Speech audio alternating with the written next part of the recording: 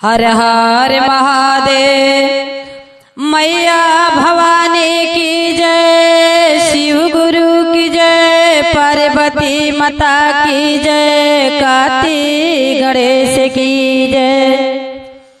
एक बार प्रेम से बोलो साचे दरबार की जय। एक बार प्रेमवा से बोलिदा गुरु बहिना कि शंकर भगवान की जय। हर हर महादेव, हर हर महादेव, हर हर महादेव। ए गुरु बहिना, चलिए हमनी के बाबा के दरबार में बैठ के हम अपना गुरु बहिना लोग खाते कितना गुरु जी से दया मांगेनी, प्रार्थना करेनी कि हे भोला जी हमके बुद्धि दी, ज्ञान दी कि कथा भजन हम अपना डमरू भजन पर और अनीता के सोहर पर भेजी कि हमार गुरु बहिना लोग, गुरु भैया लोग सुनस लो। आये गुरु बहिना, बहुत सुंदर, बहुत दर्द भरी कथा हम एगो आप सबके बीच में छोड़ा तनी और हमारा कथा के सुन के खूब प्रेम से और लाइक सब्सक्राइब करब जा और शुरू से लास्ट ले देखब जा और हर हर महादेव जरूर लिखब जा। कथा बहुत दर्द भरी बा गुरु बहिना, हमरा ओर से आशीर्वाद बा कि हमार कथा भजन सुनब जा, तब भोला जी आप सब पर जरूर अपन दया बरसाई, ऐसे कि हमनी के सच्चा मन से भगवान के भक्ति और कथा सुनावत नहीं जा। ए गुरु बहिना देखी, एगो राजा रहला, राजा रहला, धन संपत्ति इतना रहे कि कहे के नाम नहीं। घर द्वार, खेती बाड़ी, हाथी घोड़ा सब भरा रहे, लेकिन एगो गोद में बालक ना रहे। एगो गोद में बालक ना रही ए गुरु बहिना। आ जौना औरत के एगो मांग में सिंदूर ना रहे, ओकर जीवन कोनो काम के नहीं खे। हई 4 दिन के जिंदगी बा, लेकिन इतने में लोग ताना मार के खा घली। निमनों के हंसे वाला बा ए गुरु बहिना, या खराब तो खराब बटले बा। गांव नगर हित नाथ सब कहे लागल के राजा साहेब, अरे 2-4-5 साल हो गए तो हर लइका फैका नहीं खे, एगो औरी शादी कर लेता, हई राजधन मय का होई। ए गुरु बहिना, अब के लोग अपना मन के काम करता, लेकिन पहले के लोग 10 आदमी के कहल मानत रहल। उ राजा साहेब देखिए, उ राजा साहेब दूसरा बियाह कैलन ए गुरु बहिना। ओहू के 2-4 साल हो गए, ओहू के लइका फैका ना रहा। आदमी कहेला ए गुरु बहिना कि समय से पहले भाग्य से ज्यादा कुछ मिले वाला नहीं खे। जब के समय रहे तबे मिली, आज जितना भाग्य में रहे ओके केहू डाले वाला नहीं खे, उतने मिली। तो देखिए गुरु बहिना, दूसरी औरत के लइका फैका ना भय। फिर देखिए आदमी कहे लगल के राजा कौन चीज के तहरा दिक्कत बा, हेतना धन संपत्ति बा, 10 गो शादी करबा तो तोहरा कोनो दिक्कत नहीं खे। शादी करत रह, 1 गो 2 गो 3 गो 4 गो 10 गो ले शादी कर, कौनो के त लइका फैका होई। ए गुरु बहिना देखिए, दूसरा शादी कैलन लहू के ना कुछ भइल, फिर तीसरा शादी कैलन लहू के कुछ ना भइल, चौथा शादी कैलन लहू के कुछ ना भइल। राजा 4 गो शादी कैलन। ए गुरु बहिना, एक दिन शंकर भगवान जोगी के भेष में अइलन, कहलन कि ये बच्चा केहू बा हो तनी हमके भिक्षा दे द। छोटकी जवन रानी रहली ए गुरु बहिना, शंकर भगवान के भक्त रहली। बड़की तीनों जानी तो ना करस लो, लेकिन छोटकी जानी शंकर भगवान के भक्त रहली, पूजा पाठ बड़ा करस। तो देखिए शंकर भगवान जब भिक्षा मांगे गईलन तो बड़की रानी भिक्षा लेके डाली में गईली। कालन शंकर भगवान की तोहरा हाथे भिक्षा ना ले, तू बाझिन बाड़ू, दूसरा केहू के भेजा। ए गुरु बहिना जाके अपना राजा से कहो तरी कि राजा साहेब एगो जोगी बाबा आइल बना, हमनी के हाथे भिक्षा नहीं खान ले, रौरा ले जाए। राजा साहेब भिक्षा लेके गइल बना। शंकर भगवान कहलन कि जवन गति तोरी तवन गति मोरी, रामा हो रामा। अरे तहर औरत बाझिने बड़ी आ तू निर्वंशीय बड़ा, दोनों आदमी तो उहे बा, हम तोहरा हाथे भिक्षा ना ले। शंकर भगवान ताना दे के वजह से चल गइलन। ए गुरु बहिना इतना बात जब राजा सुनलन, खाना वाना ना खैलन, जाके एगो अपना घर से बाहर बगीचा में एगो मंदिर रहे, वही जाके वो मंदिर में सुत के गजीब के रोवत रहलन। शंकर भगवान मंदिर में आके जोगी के भेष में बैठलन। कहलन कि अरे राजा साहेब का बात बा, काहे इतना रोवतनी वियोग में? कहलन कि बाबा भगवान सब हमके देले बना, लेकिन एगो हमरा गोद में बालक नहीं खन देले। ई जीवन व्यर्थ बा, ई जीवन कोनो काम के नहीं खे। मैं धन भर ले बा, हमरा एगो गोद में बालक नहीं खे। आदमी कहेला कि जंजाल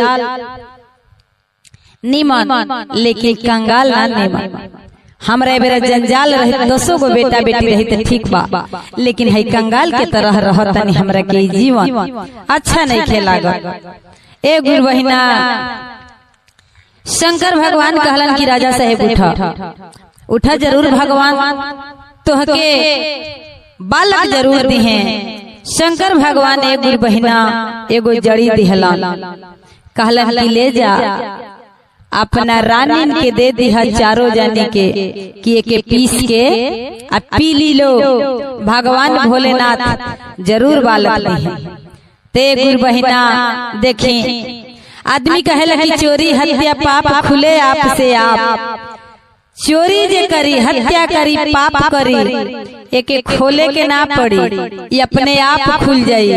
ऐसे कि पाप के नैया जाते जाते डूब जाई, पार ना होई, सत्य के नाई पूरा किनारे जाके लाग जाई। राजा साहेब ले आइलन, छठकी जानी जाके आ घर में पूजा करत रहली शंकर भगवान के। कहलन कि ए रानी सुनो लो चारों जानी, लल्लो है जड़ी शंकर भगवान के बा, एगो साधु बाबा दिहलहन, एके पीस के पीला लो तहन लोग के बाल बच्चा हो जाई। लेकिन राजा साहेब एक गुरु बहिना का जानलन कि छोटको से यहाँ लोग के इतना जलन बा। आदमी कहेला कि चोरी हमसे रौरा चोरी कर ले, भगवान से केहू चोरी करे वाला नहीं खे। गुरु बहिना उ सब देखा तनी, यही से कहनी कि भजन भाव हम मेहनत करके छोड़ा तनी, आप सब देखी जा। सुतले सुतल मोबाइल देखे के बाद सब दया भजनिए सुनला से मिली।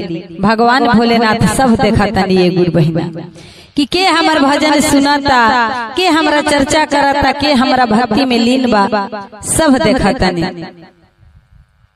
ए गुरु बहिना जब देखल तीनों जानी रानी कि छोटकी जाके भीतर पूजा करतिया, अपने में तीनों जानी कहता लो कि ये बड़की ते ये मझली, छोटकी नहीं खे, हमनिए के पीस के पी लिहल जा, ओकरा के ना दिहल जाई। एक गुरु बहिना तीनों जानी जड़िया पीस के आ सर दे पी ले बालो। तब छोटकी जानी आई बड़ी, उता देख ले बड़ी की जड़ी पियता लो, आ तनी मनी सुनल हो रहली। लेकिन आदमी कहेला कि हरिये न हिम्मत बिसारिये न राम को, भगवान के बिसारे के नहीं खे। जेकर मन साफ रही भगवान हृदय में बड़ा। एक गुरु बहिना घंटी बजावला से, अगरबत्ती देखावला से भगवान ना मिली है। मन साफ होके के चाहे। आदमी कहेला एक गुरु बहिना कि बोईबू रेंगनी के बिया कटबू धान कैसे, आ बिना भक्ति कैले पैबू भगवान कैसे। अगर जो रेंगनी के काट बोईबू तो उ धान ना होई, आ बिना भक्ति कैले भगवान को वो मिली है नहीं। तो यही से ई कहल गइल बा गुरु बहिना कि बोईबू रेंगनी के बिया कटबू धान कैसे, आ बिना भक्ति कैले पैबू भगवान कैसे। अरे बिना भक्ति कैले भगवान थोड़े मिली हैं। वो बेचारी छोटकी शंकर भगवान के पूजा कैले रहली तो भगवान मिली हैं। तो हम लोग के जड़ी पिसला से थोड़े भगवान बालक दे दी हैं। छोटकी जानी आईली कहली के दीदी जड़िया आप नहीं पी लिहनी हजा, हमके ना दिहनी हजा। चली ठीक बा, का काम कैली है गुरु बहिना कि तीनों जानी जड़िया पी ले रहल लो, लेकिन छोटकी जानी कहली कि रहा हम सिलवटिए धो के अब पीनी। एक गुरु बहिना सिलवटिए धो के छोटकी जानी पी लिहली, मैं अरग वही में चल गई। आदमी कहेला कि राम ना बिगड़ी है, ओके केहू का बिगाड़ी हो। जेकरा पर स्वयं भगवान बने ओकरा के है जनता का करी, कुछ नहीं। भगवान पर भरोसा करके देखे के बा, एक बार आजमा के देखे के बा कि भगवान भोलेनाथ कितना दया देता नहीं। एक गुरु बहिना बहुत दयालु भगवान भोलेनाथ हैं। देवों में देव महादेव हैं, सब काल हते यहाँ के महाकाल हैं, सब देव से ऊपर बन। तो देखिए छोटकी जानी पी लिहली, तीनों जानी खाली निकम्मा निकल गई लो, लेकिन छोटकी जानी गर्भवती हो गई। अब तय गुरु बहिना जब तीनों रानी जानन लो कि छोटकी जानी गर्भवती हो गईली, राजा तो एक बारे में जानस ना कि हमार छोटकी रानी सिलवटिए धो के पियले बड़ी। तो जब गर्भवती हो गईली तो तीनों रानी उनका के गलत गलत अक्षरंग लगावे लागल लो। राजा साहेब के काने जाके लागे लागल लो। तीनों जानी कहल लो कि राजा साहेब ई पूजा करत रहली तो जड़िया हमनी के तीनों जानी पी लिहनी हजाई पियले नहीं खी, लेकिन देखी रौरा में का कमी रहल ह। इनकरा पेट में जौन बच्चा पलता ई राउर बच्चा ना ह, ई केहू दूसरा के ह। देखी एक गुरु बहिना आदमी कहेला, पहले के जमाना में लोग कहावत कहत रहल ह कि राजवा के आँख ना राजवा के कान हो। आँख के बीख ना होला, लेकिन कान के बीख बड़ा बरियार होला। ऐसे कि आँख से आदमी जवन देखेला ओकरा के तने भुलाइयो जाला, लेकिन जवन है कान से सुनेला वो बार बार दिमाग में घुसत रहेला। राजा साहेब एक बहिना जब इतनी बात जानले बना तो छोटकी रानी के घर से निकाल देले बना। कितनो सफाई बेचारी दे तरी, लेकिन राजा साहेब मानत नहीं खान। तो देखी घर से निकाल दिले बना। एक गुरु बहिना बेचारी पेट में बच्चा लेके कितनो सच्चाई देते राजा सुनले नहीं खान। ई तीनों रानी हंसता लो। राजा घर से निकल गईला, निकल के देखी रानी निकल गईली। निकल के जाके जाए लगली, रास्ता में जाए लगली। एक गुरु बहिना रोअतरी जातरी, रोअतरी जातरी, जाके एगो जंगल में बैठ के वही जा अपन दिन बितावतरी। एक गुरु बहिना आदमी कहेला कि जेके केहू न होला ओके भगवान होले। देखी ओहो जंगल में एगो बंदरी ओहो बेचारी के जाके तालाब में से पानी बेचारी भर ले आवे, केहू के घर से कूद के रोटी लेके आवे, केहू के घर से खाना लेके आवे। जितना है कुल फल फूलवा एक बहिना पेड़ा पर से तूर के ले आके बेचारी के देवे लागल। आ वो बंदरी के बेचारी मनुष्य के तरह माने लगली कि हमरा खाती केहू नहीं खे, ई बंदरी हमरा खाती बाड़ी। वाह एक गुरु बहिना आदमी कहेला कि इंसान ने राधिका जानवर के बुद्धि बा। तो देखी वो बेचारी वही जंगल में लइका पैदा भइल। लइका पैदा भइल एक गुरु बहिना, जितना इंसान ना करी उतना उ बंदरिया वो रानी के कैली, बहुत सेवा कैली, बहुत सेवा कैली। नहवावल धोवल, लइका के तेल ले आई, खिलावल कुदावल, माने एगो सहारा बन के एगो बहिना भगवान जैसे अपन दूत भेजले बानी ओह रूप में उ बंदरिया ओह रानी के सेवा कैली। त देखी करते करते जब 10 साल के लइका हो गइलन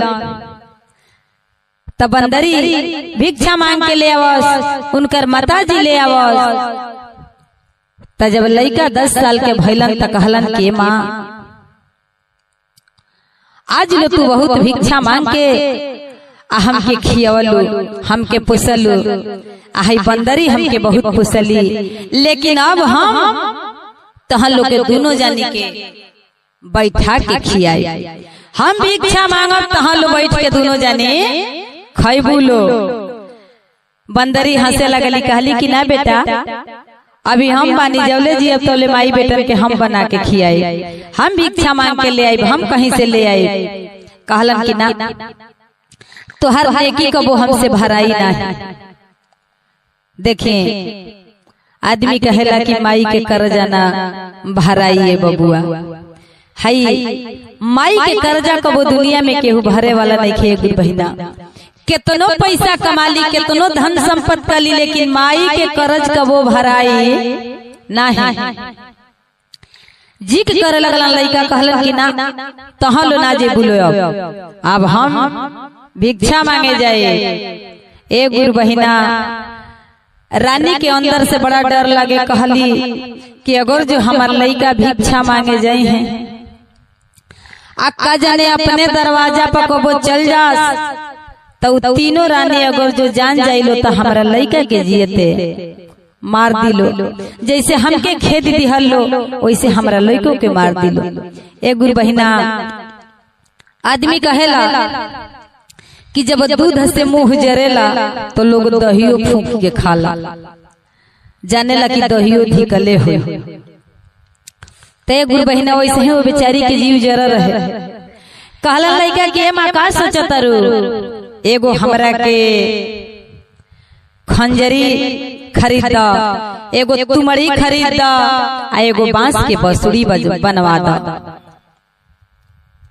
देखा एगो खंजरी आ एगो तुमड़ी खरीदा, आ एगो बांस के बंसुरी बनवा दा। हम बजाई बगाई आ भिक्षा मांग के ले लो खैहल। एक गुरु बहिना बहुत जीवन अच्छा से बीतत रहे। वही जंगल में एगो मड़ई डाल देले रहली, वही में उ बंदरी आ उनकर मम्मी रहस। देखी उ खंजरी तुमड़ी और बांस के बंसुरी लेके आ लइका चल दिहलन। आ कहली कि बाबू 3 गो दिशा में मंगी ह, लेकिन दक्षिण दिशा को बो मत जाई ह। यही तीनों दिशा में मंगी ह, पूर्व पश्चिम उत्तर, लेकिन दक्षिण दिशा में कबो मत जाई ह। हमर बात मनिहा बेटा, ऐसे कि वही दक्षिण दिशा में हमर 3 गो सवत बालो, अगर जो तहके जान जाइलो तो जियते काट दिलो बाबू जाई हम। पूरा कहानी अपना बेटा से बतौली कि हमर बेटा जान जेहन तो डेरा जेहन जइहन ना। कहे लगलन कि का बात बा मम्मी, का बात बा। कहली कि ए बेटा तोहर पापा देश के राजा हवन, हम ऐरू गैरू घर के ना हैं। तोहर पापा देश के राजा हवन, लेकिन इब्राहिम वन में कोयल बन के बानी। जय हम तीनों जानी जानी लो तो तोहके मुआ दी लो। पूरा कहानी बतौली। एक गुरु बहिना घर से जब निकलन तो कैसे उगाना गावत रहन आ लेके निकलन। आ 3 दिशा में एक गुरु बहिना वही तरह घूम घूम तीनों दिशा में एके दिने भिक्षा मांगस आ कैसे गावस कि अरे बाजा बाजा खंजरी हो, अरे बाजा बाजा तुम्हारी हो, अब बाजा बाजा बांस के बांसुरी हो कि बाजा बाजा बांस के बांसुरी हो। अब पापा हमारे हवे गुरुजी आहै देशवा के राजावा हो। अमाई हमारे बना के कोयली हो ए गुरुजी माई हमारे बना के कोयली हो। अरे पापा हमारे कोयले गुरुजी चारि गो बियाह हो। अमाई के खेदल बनावस हो ए गुरुजी माई के खेदल बनावस हो। इहे गाना गावस आ गुरुजी के पुकारस कि बाजा बाजा खंजरी हो बाजा बाजा तुमड़ी बाजा बाजा बासा के बसुड़ी आए राम। आ पापा हमारे हवे गुरुजी देशवा के राजावा माई हमारे बन के कोयली आए राम। माने पापा हमारे है देश के राजा हवा लेकिन माई हमार वन में जाके कोयल बन के बिया। सब गुरुजी से यह गाना गावत एक बहिना गावत गावत तीनों देश में से भिक्षा मांग के ले ओइलन। कहलन कि आज जाई दक्षिणो दिशा लेकिन अपना माई से बताई ना। एक बहिना दक्षिण दिशा निकल गईलन आ देखी संजोग कि खोजी के राम भेटाले जाके ठीक अपने दरवाजा पर खड़ा भइलन भिक्षा मांगे। ऊ का जानस की हे रानी लोग के घर ह आ वही जा बजावे लगलन खंजरी तुमड़ी आ वही जा गावे लगलन। एक बहिना कैसे गावतारन कि अरे बाजा बाजा खंजरी हो अरे है बाजा बाजा तुमड़ी हो। अब बाजा बाजा बांस के बांसुरी हो कि अरे पापा हमारे हवे गुरुजी आहै देशवा के राजावा हो। अमाई हमारे बना के कोयली हो ए गुरुजी माई हमारे बना के कोयली हो। पापा हमारे कहिले गुरुजी अरे चारि गो बियाह हो।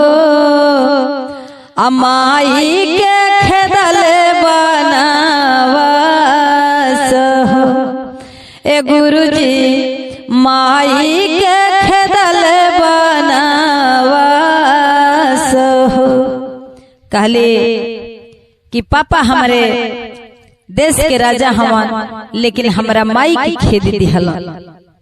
ए गुरु बहिना जब तीनों रनिया जब आवाज सुनले वालो तो अपने में कहता लो कि ये बड़की तो ये छोटकी देखो न लागोता कि हमनी के छोटकी के लइकवा का जवना के हमनी के खेदनी जा काहे से कि पूरा कहानी बतावता ऐसे कि हमनिए के त राजा चार गो बियाह कइले बाड़न आ हमनिए के त खेदनी जा आ पेट में बच्चा लेके चल गइलू हे हई लइकवा।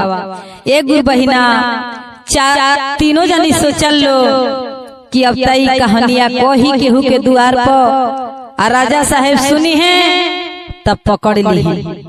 ओह लइका के बुला के घरे बैठा के एक गुरु बहिना आ घर में बंद कर दिहल लो कहल लो कि यही में ताला मार दिहल जा। एक गुरु बहिना एक दिन बीतल 2 दिन बीतल एने रानी छपटा छपटा रोअस कहस कि लागत कि हमरा लइका के उ तीनों हमर सवत मार देहली से लागत कि हमर लइका वही नगर में पहुंच गइल बा। एक गुरु बहिना बंदरिया के लेके और रानी चल रहली अपना घर के दरवाजा की ओर। जब आवत तारी अपना घर के पिछुआरी त जौना घर में उ लइका बंद बा वही घर में इहे बेचारा बजावता रोता कि बाजा बाजा खंजारी हो बाजा बाजा तुम्हारी हो अब बाजा बाजा बास के बांसुरी हो पापा हमारे कैले गुरुजी चारि गो बियाह हो अमाई के खेदल बनावस हो। एक गुरु बहिना जब ये आवाज सुनले बड़ी लो उ बंदरी आ उनकर माई छपिटा के रोए लगली कहली कि ओहो अब तो हमरा लइका के घर में बंद कर दिहली अब तो हमरा लइका के मार दी हंसा आ अगर जो दरवाजा पर हम जाता नहीं तो हमरो के मार दी हंसा हमरा लइको के मार दी हंसा। ए गुरु बहिना शंकर भगवान के ध्यान धल लेली बंदरियो जाके शंकर भगवान के मंदिर में रोती है बेचारी कहती कि हे भोला जी हमने के केहू है दुनिया में सहारा नहीं खे ओह बालक पर दया करी। एक गुरु बहिना शंकर भगवान जोगी के भेष में झोरी में भभूत लेके चल दिहलन कहलन कि हमर दिहल बालक हमरे जड़ी से ही पैदा भइल बा हमर बच्चा संकट में बा आज ना जाए तो कहिया जाए। गैलन दरवाजा पर कहलन के केहू बा हो तनी हमके भिक्षा दे दलो। ए गुरु बहिना रानी भिक्षा लेके अली कहलन कि तोहरा हाथे भिक्षा ना ले जा राजा के भेजा राजा भिक्षा लेके आवस राजा के हाथे भिक्षा ले। राजा जब भिक्षा लेके गई बनन जोगी बाबा के देखलन तो रोए लगलन। शंकर भगवान भिक्षा राजा के हाथे ले लिहलन ऐसे कि राजा के तो उ लइका रहे उ बाजिन रहल राजा थोड़े निर्वंशी राजा रहला राजा के तो लइका रहे। कहलन कि अरे राजा साहब काहे रोवत रह अते बाबा चार गो बियाह कइनी चारों में कहू के लइका फैका ना भई हमरा केहू दुनिया में नहीं खे हमरा यह कुल के दिया जारे वाला केहू नहीं खे। ए गुरु बहिना राजा साहब कहलन कि तोहर लइका बा कहलन कि ना राजा साहब ना शंकर भगवान हमरा लोग लइका केहू नहीं खे त लइका तोहरा बा। ए गुरु बहिना उ लइका 2 दिन 3 दिन बजावत बजावत गावत गावत बेहोश होके उ लइका घर में गिर गई रहल वही बेहोश होके पड़ल बना। शंकर भगवान कहलन कि तोहर लइका बा अत ना बाबा कहलन की बतिया हम ना बताई तू बताइब आ तोहके हम दिखाई चला तोहरा घर में एगो लइका के रोला के आवाज आवता। कहलन कि ना बाबा हमारा घर में तो कौनो लइके नहीं खे अतना तोहरा घर में रोला के आवाज आवता तोहरा घर में लइका रोता ना बाबा ऐसा बात नहीं खे। शंकर भगवान कहलन कि चला संगे संगे संगे संगे राजा गैलन कहलन कि देखा है घर के ताला खोलवावे अपना रानी लो से। कहलन कि ताला खोला लो रानी खोलस लो ना राजा साहेब बरियाई से लेके ताला खोलन तो लइका बेहोश पड़ल बा। कहलन कि राजा साहेब कैसन लइका है अते बाबा हमके जानकारी नहीं खे। कहलन कि तोहर लइका है कहलन कि कैसे हम विश्वास करी। शंकर भगवान एक गुरु बहिना झोरी में से दया लेके ओह लइका के लगौलन पानी छिड़कलन तले उ रानियो आ गईली उ बंदरियो आ गईली आके शंकर भगवान के बगल में बैठ गई लो। कहल लो कि अब जोगी बाबा बनन त हमनी के कैसन कष्ट। जब लइका के होश भइल लइका कहलन कि अरे बाबा अरे मम्मी एजा कैसे इतना आदमी। शंकर भगवान कहलन कि बेटा तू तनी अपन दुख के कहानी गा दो या बता दो तू केकर लइका हवा। एक गुरु बहिना फिर बेचारा अपन सरंगी बजावे लगलन तुमड़ी बजावे लगलन और बांसुरी बजावे लगलन आ उहे गाना गावे लगलन। कहलन शंकर भगवान की सुना ई लइका का कहता, सुना की के कर लइका हा। कहतर उ लइका कि अरे बाजा बाजा खंजरी हो, अरे है बाजा बाजा तुम्हारी हो, आ बाजा बाजा बांस के बांसुरी हो, कि बाजा बाजा बांस के बांसुरी हो। अरे पापा हमारे कोइले गुरुजी अरे चारी गो बियाहवा हो, अमाई के खेदल बनावास हो। अरे पापा हमारे हवे गुरुजी आहै देशवा के राजावा हो, अमाई हमारे बना के कोइली हो। कहलन की सुन लो, जवन जड़िया देले रहनी हम उहे जड़िया सिलवटिए धो के पी घलही। तीनों जनी छल कैलो, फेल हो गई मामला। ई बेचारी गर्भवती भइली त तीनों रानी तोहर कान भर दिहलो, आ तू अपना रानी के निकाल दिहला घर से। उहे जड़ी वाला ई लइका हा, ई लइका तोहरे हा। देखा अपना दुख के परिचय सुनावत तोहरा से।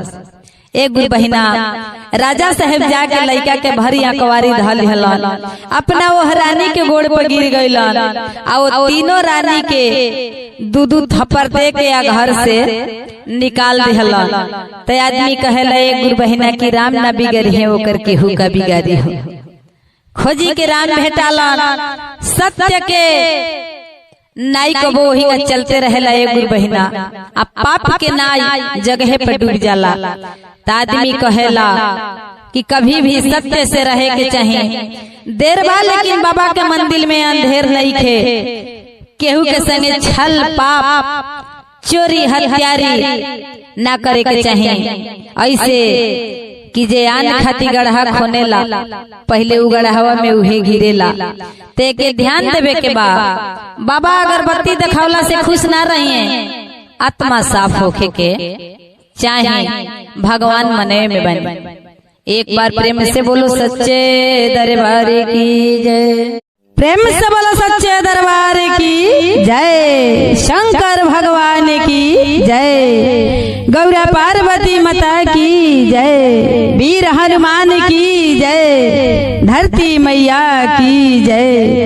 प्रेम से बोलो हर हर महादेव। चलिए गुरु बहिना, हम अनीता यादव अपना बलिया जिला से बड़ा सुंदर आप सबके बीच में एगो कथा लेके आइल बनी। आशा न हमरा पूरा विश्वास बा कि जे भी हमार भजन भाव सुनाता, जे भी हमरा यूट्यूब के माध्यम से जुड़ल बा, सबका हमरा विश्वास बा कि हमार कथा जरूर सुनब जा। अपन दुलार प्यार स्नेह है अनीता यादव पर अपन दया बरसाइब जा। तो चलिए गुरु बहिना, यह कथा बड़ा सुंदर बा कि शंकर भगवान कैसे अपन भक्त पहचाने ले। एक यह कथा के माध्यम से सुने के बा। बड़ा सुंदर कथा बा, एक बार जरूर शुरू से लास्ट ले सुनब जा। कैसे हमरा शंकर भगवान अपना भक्त के लगे आइल बने और कैसे अपन पहचान देले बने, कथा के माध्यम से सुने के मिली। तो चलिए गुरु बहिना कथा की ओर चलल जाओ। देखिए गुरु बहिना, एगो गांव में एगो कमकर बने, एगो कमकर बने और उनकर 3 गो बेटा बालो, उनकर औरत बड़ी। 5 परिवार बा एक गुरु बहिना। बड़ा खुशी खुशी परिवार बीतत रहे। सब अपना परिवार के लेके खुश रहेला एक गुरु बहिना। जब कुछ समय बीतल त कमकर अपना बड़का लड़का के शादी कैले। कुछ दिन जब बीतल मझिलो के शादी कैले। कुछ दिन जब बीतल छोटको के शादी कैले। तीनों लड़कन के शादी कैले गुरु बहिना। तीनों बहू घर में अइलो, लेकिन आदमी कहेला ए गुरु बहिना कि जे जौन किस्मत में लिखा के आवेला उहे होला। तीनों बहू घर में आइलो ए गुरु बहिना, तो देखी ई ना जानेला आदमी कि हमार 4 गो 5 गो चाहे 2 गो बेटा बेटी बा, तो कौन में लायक निकली या कौन न लायक निकली ई तो केहू नहीं जान। ए गुरु बहिना तीनों पतो खुशी खुशी घर में रहे लागल।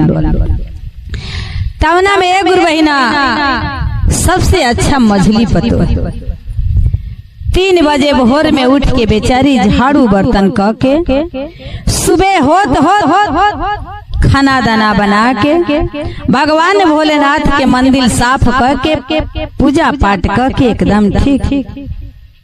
जब बेचारी कह दे बड़की के जलन होके के भाई तो मझली मये काम कह देतिया, खाना दाना मये इहे बना देतिया, मंदिर साफ इहे कर देतिया, सास ससुर के दिल में ई जगह ले ली, एकरे के हमार सास ससुर माने लगी। इहे बात छोटकियों के मन में चलल के भाई बड़की हम तो कुछ करबे ना करे, जब मये काम मझली कर देतिया, एकरे मान जान घर में होखे लगी। ए गुरु बहिना आदमी कहेला कि सत्य के मोड़ पर चलला पर थोड़ा सा दिक्कत होला, लेकिन लास्ट में वही के जीत होला। कबो दुख से घबराए के ना चाहिए, आ सुख आवे तो घमंड ना करे के चाहिए। भगवान भोलेनाथ परीक्षा लेनी जहिया अंत हो जाई तहिया वो खुदे अपना ओर से निर्णय कर दे कि के अच्छा बा के बुरा बा। ए गुरु बहिना जब मझली बेचारी उठ के झाड़ू बर्तन करके खाना दाना बना ले, तब बड़की का काम करस कि सर देने उठ के जब देखस कि खाना बनावल बा, सर देने 2 गो थरिया ले आके एगो में सास के खाना एगो में ससुर के खाना ले जाके आ जगह पर दे दे, आ एगो गमछी कान्ही पर रखले रहस, लागस देह पोछे कि बड़ा गर्मी हो गइल बा, खाना बना के आ सास ससुर के हम बड़ा सेवा करतनी, खाना बनौनी है बड़ा हमरा गर्मी हो गइल बा, ले आके देतनी। ए गुरु बहिना सास ससुर देखता त कहता कि बड़की हमार बड़ा अच्छा बिया, हमरा घर के लक्ष्मी बिया।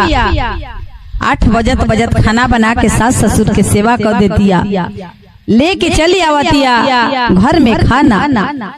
ए गुरु बहिना सास ससुर के तो जौन देखी तो ने न मानी कि हमनी के भोजन 8 बजे मिल जाता, एकर मतलब कि बड़की बनावतिया। आए गुरु बहिना छोटकी जब देखे कि सब काम हो गए तो सर देने बेनहाई ले थोड़ा सा शरीर पर पानी छिछकारी के 1 लोटा जल दे के अल्ले के बेचारी बाहरी निकल के सास ससुर के देखा के सूरज भगवान के जल बेचारी देवे लगे। सास ससुर कहल कि ओ हमर बड़की पतोई घर के लक्ष्मी बिया कि खाना दाना बेचारी बना लेतिया, अब ओकरा से लक्ष्मी हमार छोटकी पतोही बिया कि बेचारी 7 बजे ले पूजा पाठ कर लेतिया।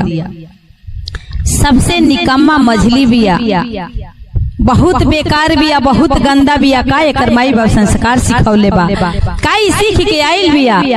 ए गुरु बहिना सबका नजर में जगह बना ली हली सब बड़की छोटकी, वो बेचारी झाड़ू बर्तन करके खाना बना के मंदिर साफ सुफ करके बासी 2 गो रोटी बेचारी ले ले आ चल जा बगीचा में फूल तुरे कि फूल तुर के आई तो नहा धो के भगवान भोलेनाथ के पूजा पाठ करी, तो 2 गो रोटी लेके जा से गुरु बहिना आ वही जा एगो बड़ा बढ़िया पोखरा रहे, वही में एगो मछली रहत रहे, उ रोटिया के तूर एगो रोटिया मछली के खियावस आ एगो रोटिया गौ माता के दे देस। ए गुरु बहिना उ बेचारी धर्मी रहे, लेकिन देखावे खातिर ओकरा के लोग पापिन बना देले रहे। आवस घरे नहा धो के बाद में पूजा पाठ करस, देखावा ना रहे। गुरु बहिना यही गने करते करते उनकरा पति से बड़की छोटकी काने लाग गईली सा कि मझली के त कोनो काम धाना नहीं के तहरा औरत के कुछ ना करेले। ए गुरु बहिना बेचारी फिर 3 बजे उठ के बेचारी झाड़ू बर्तन क के खाना दाना बना के मंदिर साफ करके चल जास, फूल तुरे 2 गो रोटी लेके एगो गौ माता के खियावस, एगो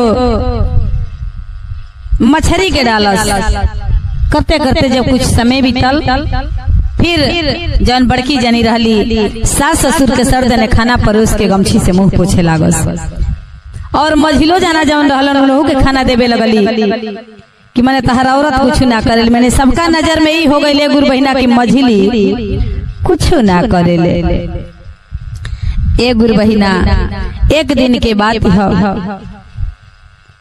करते करते जब कुछ समय बीतल, ससुर एक दिन गुस्सा के मारे अइले और मझली के कहलन कि तू तो घर के पागल बाड़ू, तू तो महा बेकार बाड़ू, कैसन तहर माई बाप संस्कार देले बा, का सीख के आइल बाड़ू कि कोनो चीज के गुण नहीं खे। ए गुरु बहिना बेचारी रोआ तारी धो तारी केहू से नहीं कहत। उनकर पतियों कहे लगलन कि हमार भाभी सवेरे ही से उठ के खाना दाना बनावली, ई खाली उठ के खा लेती है, खा के होने जाती है तालाब की ओर, झूठों के फूल तुरे। ए गुरु बहिना एक दिन के बात है कि ससुर उनकर रहने बार पकड़ के आ घर से निकाल देहले, कहले कि जो घर से ना खाना बनेबे ना कोनो काम करबे त घर में तोर जगह नहीं खे।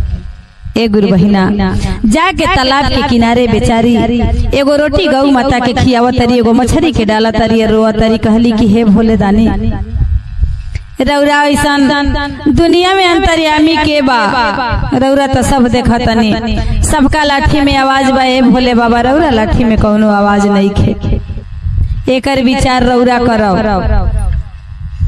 गौरा पार्वती माता गईली शंकर भगवान से कहली कि ए भगवान एगो पागल औरत आके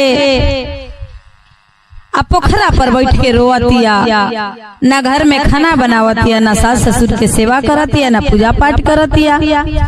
भगवान भोलेनाथ गुस्सा से लाल हो गए, कहने के पार्वती तू सच्चा भक्त पहचानलू ना। कहली कि काहे ऐसन बोला तनी भोला जी। कहले कि ना तोहरा आंख पर पट्टी पड़ल बा, तू अच्छा भक्त पहचानलू ना। कहली कि का बात बा। कहले कि ठीक बा तोहरा भक्त पहचाने के बा त चला हमरा संगे चलो आ देखा कि अच्छा भक्त के बा बुरा भक्त के बा। ए गुरु बहिना वही तालाब के किनारे शंकर भगवान अइले, पार्वती मैया अइली।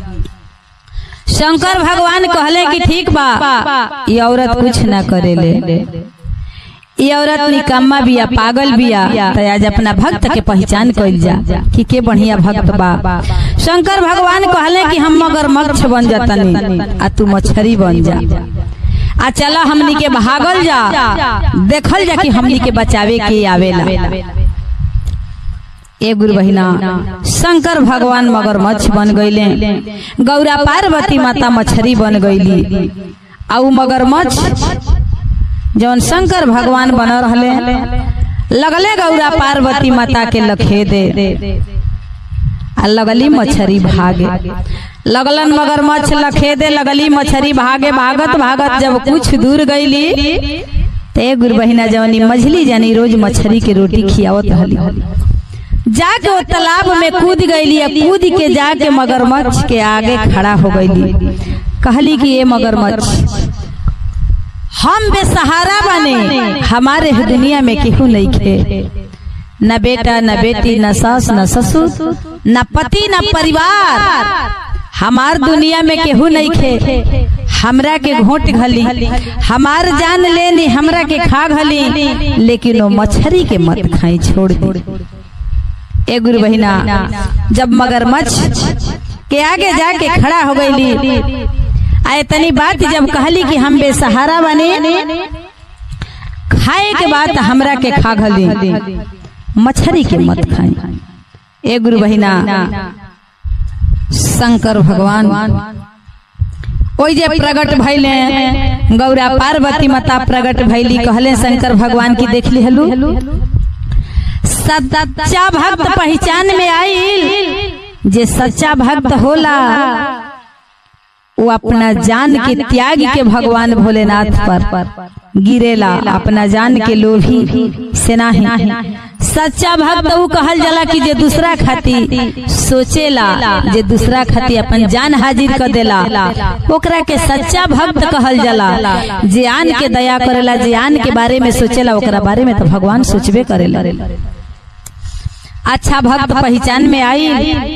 ए गुरु बहिना, पार्वती मैया के भर भर आंखी लोर हो गई, रोवे लगली। पार्वती मैया कहली कि ये भोला जी आज मान गईनी कि बेचारी के भक्ति में शक्ति बा। कहले कि ठीक बा, तू एक दिन एगो बूढ़ के भेष बना के जा, एकरा घर में देखिए कि एकरा घर में के करता। ए गुरु बहिना, बेचारी मझली जानी गईली, अपना पैर अपना पति के पैर पे गिर गईली। कहली कि देखी हम कहाँ जाए, पागल बनी, काम ना कुछ करे नहीं, ठीक बा, लेकिन हमके घर में स्थान दी रहे के। बड़की के खुद बुद्धि लेवे लागल, छोटकी के खुद बुद्धि लेवे लागल कि अरे बाबू राख नहीं जाए दी, पागलो भी तक घरे रही, ऐसे कि उन्हनी से तक खाना बनी नहीं, उ तो कबो बनवले बाड़ी सना। ए गुरु बहिना, बेचारी मझली जाने घर में पड़ल बड़ी। एक दिन बड़की के एके दिन बनावे के पड़ गई खाना की 12 बज गई। गुरु बहिना कहल लो सास ससुर की, अरे बड़की काहे इतना बेरा लेट हो गई बा, बस लेके आवते बानी। एके दिन में पूरा काम तमाम हो गई। गुरु बहिना दूसरा दिन आके अपना पति के पैर पर गिरली, पति स्थान दिले रहे। बेचारी फिर 3 बजे उठ के मछली जाने झाड़ू लगौली, बर्तन मजली, खाना बनौली, जाके मंदिर साफ कैली। तब बड़की जानी सर्द ने उठ के सास ससुर के खाना परोस दिहली, छटकी जानी पानी छिचकार के जल दे दिहली। एक दिन पार्वती मैया आईली, ओ कमकर के कहली कि ए कमकर सुना, एगो हमार बात सुना, तोहर कगो बहू बालो? कहले कमकर कि हमार 3 गो बहू बालो। कहली कि तोहरा घर में सबसे बढ़िया के है? आता सबसे बढ़िया हमार बड़की पतोही लक्ष्मी है, 8 बजे ले खाना बना के हमनी के खाना दे देले। आ हमार छोटकी पतोही पुजेड़ी है, पूजा पाठ कर देले। सबसे निकम्मा हमार मझली पतोही बिया। कहली पार्वती मैया की ठीक बा, ते एकरा के पहचान करे खातिर, एकरा के देखे खातिर कुछ कष्ट करे के पड़ी कि के नीमन बा के बाउर बा। एक दिन कम कर, तू 3 बजे उठ जा, आय अपना घर में छुप के देख कि तोहरा घर के लक्ष्मी के बा, आके तहर काम करता। गौरा बड़ा गुस्सैली। ए गुरु बहिना, आदमी कहेला कि जकरा भगवान से प्रेम हो जाई, ओकरा कोनो बात के कष्ट ना रही। काली कमकर से कि एक दिन छुप के देख कि के तहरा घर के लक्ष्मी बा। पर कमकर कहले कि भाई चला तनी एक दिन छुप के देखल जा, सही बात सही बाकी गलत बा। एक दिन 3 बजे उठ के गुरु बहिना आ कमकर आके आ छुप के दरवाजा कहीं से देखो तरे। मझली जानी 3 बजे उठल बड़ी, हाथ में झाड़ू लेली, झाड़ू लगौली, बर्तन धोली, खाना बनौली, जाके मंदिर साफ कैली। ओकरी बाद जब बड़की जानी उठली, सर्द ने 2 गो थरिया में खाना परोस के एगो गमछी कान्ही पर धल ले जाके सास ससुर के आगे धो देली। अब मझली जानी उठली। ए गुरु बहिना तभी न नहाइले, पानी छिचकार के 1 लोटा जल लेके आ जाके आ जल चढ़ावत तरी। सब हो कमकर देख लिहले, जाके ए गुरु बहिना बड़की जानी के बाल पकड़ लिहले। कहले कि दुष्ट कहीं की हमरा घर के लक्ष्मी के है, हम पहचान गइल बनी के करा के। आज 10 बरिस के दिन हो गए कि तहलो आँखी में धूल झोंकत चली आइल बड़ू। ए गुरु बहिना दोनों जानी के बाल पकड़ के कहलन कि भाग जैसा हमरा घर से नहीं, हमरा घर के लक्ष्मी बिया तो मझली बिया, हम पहचाने में देरी कर दिहनी, हमरा घर के लक्ष्मी बिया तो मझली बिया। ए गुरु बहिना तब तक ले मझली के पति अइले, सारा सच्चाई कमकर बतौले कि बेटा ई तो हर औरत जन बिया 3 बजे उठ के झाड़ू बर्तन खाना मैं ई बनावे ले, ओकरा के कुछ के सहूर नहीं खे। मैं मंदिर साफ कैल पूजा पाठ ही कैले बे, खाली ये बेचारी के नीचा दिखावे खातिर उहे तरह हमनी के दिल में जगह बनौले बड़ी सनी। ए गुरु बहिना जाके कमकर अपना बहू के पैर धले कहले कि जितना भी गलती भइल बा माफ करे लायक तो हम नहीं खी, लेकिन हो सके तो माफ करी। हम कितनो तहरा पैर पर गिरब तो माफ करे लायक नहीं खी। ऐसे कि तहरा संगे बड़ा अत्याचार हमरा आँख पर पट्टी पड़ रहल है। ए गुरु बहिना सच्चा भक्त वो होला कि अपन दिखावा ना करेला, भगवान के भक्ति में लीन बा। कभी भी भगवान के दर्शन होई, कभी भी भगवान अपने आँख जरूर खोली है। ए गुरु बहिना दोनों जानी के खेद दिहले चल गए लोग घर से, जाके बाबा के दरबार में बैठ के दोनों जानी रोता लो। गौरा पार्वती माता कहली कि जे आनी के गड्ढा खोने ला ओकरा खातिर खुदे गड्ढा तैयार रहेला, तहां लोग कहीं माफ करे लायक नहीं खुलो। ए गुरु बहिना दूसरा के रोआ ना दुखावे के चाहिए। जे आनी के रोआ दुखावे ला ओकरा के भगवान भोलेनाथ कहीं नरकों में जगह ना देले। देखी जाके माता पार्वती के चरण में गिर गई लो दोनों जनी, शंकर भगवान के चरण में गिर गई लो। कहल लो कि हे भोले दानी आज के बाद से ऐसा गलती ना हुई, हमनी से गलती हो गई। काली पार्वती मैया की गलती करे से पहले सोचे के चाहिए कि हम का करो तनी। हमनी से माफी मांगला से कुछ ना मिली, जेकरा के दंड देले बड़ू लो, जेकरा रोआ में दुख देले बड़ू लो, जेकरा के तड़पौले बड़ू लो, ओकरा से जाके माफी मांगो लो। अगर जो वो आदमी खुश होके माफी दे दी तो समझ लो कि माफ आए, अगर जो वो आदमी ना दी तो कष्ट ओकरा के भइल बा तो माफ कैसे हमनी के करी जा। ए गुरु बहिना दोनों जानी गइल वालो, जाके मझली दे आदमी के पैर पर गिर गइल वालो। कहले वालो कि मझली जवन भी गलती सही बा माफ करी, माफ करे लायक नहीं खींचा। तोहरा संगे बड़ा अत्याचार कैले बनी जा, लेकिन ए गुरु बहिना सबका बोली में आवाज बा, लाठी में आवाज बा। भगवान भोलेनाथ के ना बोली में आवाज बा ना लाठी में आवाज बा, खाली दिल में आवाज बा। जवन दिल से वहा के चाह दे तवन हो जाई। ए गुरु बहिना केहू के बारे में गलत ना सोचे के चाहिए, केहू के रोआ दुखावे के ना चाहिए, केहू के तड़पावे के ना चाहिए। ऐसे कि रोआ आशीर्वाद देला, आदमी आशीर्वाद ना दी, रोआ आशीर्वाद दी। अगर जो हमके तड़पावा तनी रौरा तो हमार रोआ आशीर्वाद दी। तो ये गुरु बहिना बाबा भोलेनाथ ऐसन है कि यहाँ के दरबार में जे भी आवेला खाली हाथे ना जाला। दुखिया के दुख हमरा भोला जी जरूर समझेनी, और दूध के दूध पानी के पानी करेनी।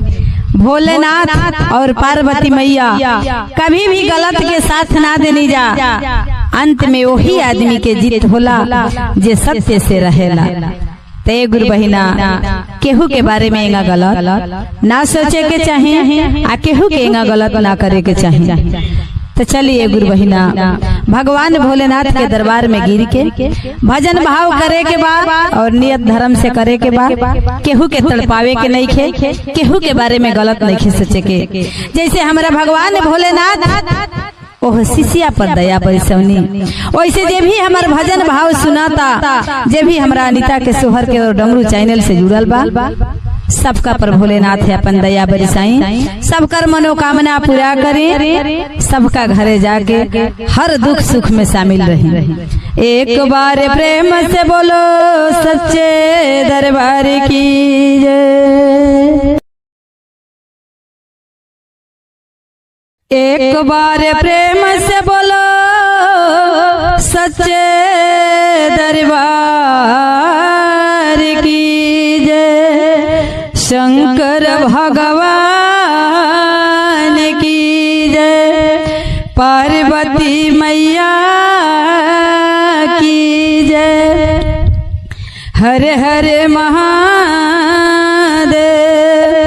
चलिए गुरु बहिना हम अनीता यादव अपना डमरू भजन और अनीता के सोहर के चैनल से बड़ा सुंदर एगो कथा लेके आयल बनी। आशा ना हमरा पूरा विश्वास बा कि हमार गुरु बहिना लोग जरूर हमार चर्चा और कथा बड़ा प्रेम से सुने नी जा। वैसे ही यहू कथा के खूब प्रेम से सुनब जा। बड़ी दर्द भरी कथा लेके आयल बनी ये गुरु बहिना कि जेकर दुनिया में केहू ना होला वो के भगवान भोलेनाथ होनी। त देखी एगो डोम के कैसे हमरा शंकर भगवान कंधा देले बनी। एक हमनी के कथा के माध्यम से सुने के मिली और सुन के सब हमारा गुरु बहिना लोग हमारा चैनल के लाइक सब्सक्राइब करब जा और अपन बुलार प्यार आशीर्वाद देव जा। तो चली जाए गुरु बहिना कथा की ओर चलल जा। एगो गांव में एगो डोम रहले गुरु बहिना, एगो डोम रहले आ एगो पंडित जी रहले। गांव में हर गांव में एक गुरु बहिना जरूर भगवान भोलेनाथ के मंदिर रहेला। छोट होखे चाहे बड़ होखो जरूर एगो मंदिर रहेला। एगो मंदिर बा गुरु बहिना, ओमे छोट जात होखो बड़ जात होखो सब जाके बाबा के दरबार में पूजा पाठ करेला अपना अपना भाव में। त देखी सबका श्रद्धा होला, सबका लगन होला ये गुरु बहिना के भगवान भोलेनाथ के हमहू चरण में जाके और पूजा पाठ करती। ए गुरु बहिना वो पंडित जी वो मंदिर के पुजारी रहले। वो पंडित जी मंदिर के पुजारी रहले। ए गुरु बहिना जाके रोज मंदिर धोवस पोछस पूजा पाठ करस। वही गांव में एगो डोम आ डोमी सूप दौरी बेचे वाला आदमी कहीं जास लो अगर बर बाजारी में तक कहीं एक गुरु बहिना देखा तनी कि भगवान भोलेनाथ के चर्चा गावे गावे मंदिले मंदिर होत रहता। बरहो महीना मंदिर में आ चाहे घरे घरे चर्चा होत रहता। ये गुरु बहिना डोम डोमिन जाता लो बेचे सूप दौरी देखा ता लो कि बड़ा सुंदर शंकर भगवान के दरबार में चर्चा होता। डोमिन कहली कि ये अपना पति से किए जी सुनी देखी भगवान भोलेनाथ हमनी के तना एगो बेटा एगो बेटी कुछ नहीं खन देले। बाबा के चरणीय चारों धाम बा एकरा के पूजत रहल जाओ आ सूप दौरी बेचत रहल जाओ। ए गुरु बहिना डोम कहले कि ठीक बा तनी एक दिन पहले भगवान भोलेनाथ के चर्चा तो सुनल जा कि चर्चा में का गुण बा, कैसे भोला जी अपना भक्त के प्रसन्न करेनी। ए गुरु बहिना चर्चा होत रहे। डोम डोमिन वही जे बैठ के और मंदिर में चर्चा सुने लागल लो। डोम के बड़ा पसंद पड़ल, मन में ठान लेले कि भगवान भोलेनाथ के चर्चा भजन भाव पूजा अब हमहू आज से करब। ए गुरु बहिना आगे पंडित जी जाके मंदिर उंदिल धो के फूल ले आके पूजा पाठ कर के ठीक हो जा। तब डोम गांव में से फूल तूर के अपन भांग धतूरा जल लेके चल दे आ देखस कि पंडित जी जब नहीं खे तब मंदिर में ढुक के भगवान भोलेनाथ के पूजा करके चली आवस। ए गुरु बहिना कई गो भजन भाव में चर्चा में कहले बनी कि गुण के पूजा होला पैसा के पूजा ना होला, प्रेम के पूजा होला गुण के पूजा होला पैसा के पूजा ना होला। प्रेम बा तो उहे पूजा बा। जब हमरा लगे प्रेम बा भगवान भोलेनाथ से दर्शन करे के तो जब पैसा के कोनो जरूरत नहीं खे, न अमीर के गरीब के जरूरत बा, प्रेम के जरूरत बा। गुरु बहिना भगवान भोलेनाथ प्रेम के भूखा हमें। ए गुरु बहिना बेचारा छुप छुप के डोम पूजा करके आवस।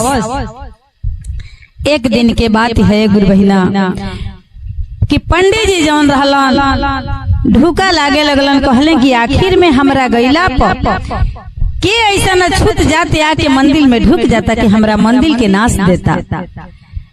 ए गुरु बहिना भगवान भोलेनाथ जन्म दिले बने, दुनिया रचले बने तो वहाँ के कोनो छुए छूत नहीं खे। लेकिन धरती पर आके लोग हऊ डोम हमें हऊ चमार हमें हऊ धोबी हमें हऊ बड़ जात हमें हऊ छोट जात हमें।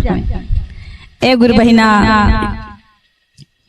एक दिन पंडित जी कहले कि आज के बाद से मंदिर में ढुक के पूजा मत करिहा, बाहरी जल दिखा दिहा, बाहरी जल गिरा दिहा, बाहरी पूजा करिहा, लेकिन मंदिर में मत घुसिहा।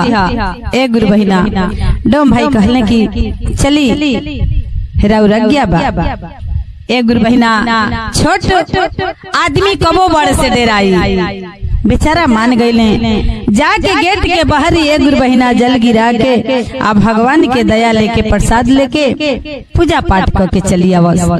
करते करते जब कुछ समय बीतल, बाल बच्चा केहू ना रहे। एक गुरु बहिना एक दिन कुछ समय बीतल, एक गुरु बहिना कि भगवान भोलेनाथ से वो डोमिन कहतरी कि हे गुरुजी, हमार पति आपके इतना पूजा पाठ करेले, हम हूँ आपके इतना पूजा पाठ करेनी, कहू बालक नहीं दिले, लेकिन ऐसा करब हे गुरुजी कि आपके चरणे में हमनी के अंतिम संस्कार हो जाए, ऐसे कि हमनी खाती सब कुछ रौरे बानी। ए गुरु बहिना एक दिन के बात है कि डोमिन गई रहली बाजार में सूप दौरी बेचे। डोम पूजा करके आ घरे अइले, आ घरे आके ए गुरु बहिना बेचारा 2 रोटी खा के आ सुतले। थोड़ा सा तबीयत अनमन भइल, आ यह दुनिया से डोम चल गईले। जब डोम यह दुनिया से चल गईले ए गुरु बहिना, तो डोमिन बेचारी जब अइली देखा तरी अपना पति के कि हमार पति यह दुनिया में नहीं है। बेचारी रोवे लगली, कहली कि हे गुरुजी, हम अंतिम संस्कार कैसे करी? सुनिले कि औरत के शमशान में गइल मना है। एगो हम शमशान घाट पर कैसे जाई अपना पति के लेके अकेले? हमरा के लोग अछूत मानता। एक गुरु बहिना पर भी जीव ना मानल। पूरा मोहल्ला में, पूरा गांव में गईली, कहली कि देखी जा हमार पति यह दुनिया में नहीं खन, सब हम तैयारी कर देतनी, लेकिन हमरा पति के अंतिम संस्कार कर दी जा, ले जाके और घाट पर जला दी जा। एक गुरु बहिना पूरा मोहल्ला के, पूरा गांव के लोग मना कर दिहल, कहलस कि बा हमनी के बड़ जात हो के हो अछूत के लेके जाए जा, हमनी के जरावे खाती और अंतिम संस्कार करे खाती। एक गुरु बहिना ओइजा से अइली, बेचारी अपना पति के लाश पर रोआ तरी, कह तरी कि हे गुरुजी, हम अपना किस्मत के हारल बनी, करम के जारल बनी, किस्मत के हारल बनी।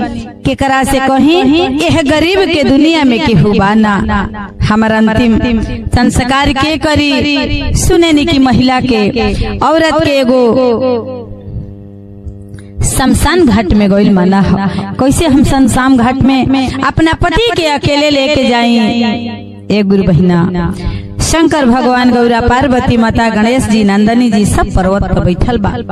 गौरा पार्वती माता जाके शंकर भगवान से कहली कि हे भोलेदानी, ई का देखे के मिलता?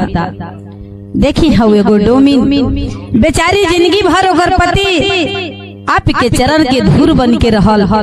आए बेरा जब ओकर बेरा आई, जब राउर जरूरत पड़ल, तरौरा पर्वत पर गंजा भांग पी के सुतल बनी। अरे अपना भक्त पर दया करी। एक गुरु बहिना पेड़े आदमी लगावेला तो जरूर ओकरा पर विश्वास करेला, जरूर आशा करेला कि फरित एक दिन हमरा के फल खाए के मिली। ते भोला जी वैसे ही वो डोम भी पूजा आपके कैले बने कि हमरा अंत समय में, हमरा दुख में रौरा शामिल रह। पूरा बात गौरा पार्वती माता कहले बड़ी कि हे भोला जी, नयन खोली और देखी एगो हऊ बेचारी राउर भग रोतिया। शंकर भगवान एक गुरु बहिना इतने बात जब सुन ले, नंदनी से कहले कि तैयार हो जा। कार्तिक के ले लिहले, गणेश के ले लिहले, अपने बैठ गए पार्वती मैया के ले लिहले, कहले कि चलल जाओ डोम के घरे। एक गुरु बहिना खूब सुंदर 18 साल के लड़का बन गए। शंकर भगवान और कार्तिक गणेश और नंदनी रहले, पार्वती मैया रहली। आके और डोमिन के घरे गइल बालो। डोमिन जब देखले बड़ी तो खुश हो गईली, कहली कि बाबू तोहर घर कहाँ है, तोहर द्वार कहाँ है, तू कहाँ से आयल बड़ा, तोहके पहचानत नहीं खी। कहले शंकर भगवान की अरे यही रास्ता से गुजरत रहनी हजा त कहनी है कि देखी तो का बात बा, रउरा बड़ा दुख में बानी। कहली कि हाँ ये बाबा, हाँ ये बाबू, हमारे दुनिया में पति नहीं खे। जीवन भर शंकर भगवान के दरबार में अपन माथा टिकले, आज जब हमनी के जरूरत पड़ गई, पता न कहाँ भोले दानी सुतल बनी। पूछे लगली डोमिन, बाबू अपन नाम बताओ।